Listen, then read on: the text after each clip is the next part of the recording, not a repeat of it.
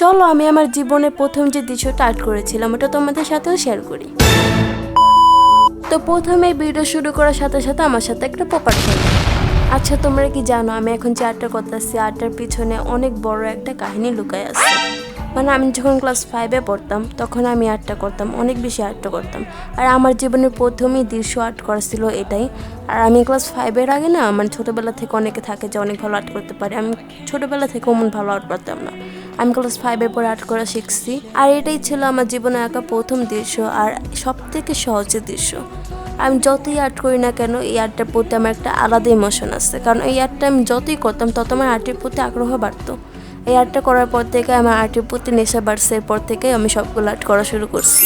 বিশেষ করে এখন এই আর্টটা যতটা সুন্দর হয়েছে আমি যখন আগে আর্ট করতাম তখন এর এক ভাগও সুন্দর হতো না। হ্যাঁ আমি এখনো বিজ্ঞানের কিন্তু আগে থেকে ইমপ্রুভ করতে পারছি আলহামদুলিল্লাহ। ছোট ছোট আর্টিস্টদের বলতেছি তোমরা একদমই হাল ছাইরো না, আমার মতো চেষ্টা করলে তোমরা অনেক ভালো আর্ট করতে পারবা।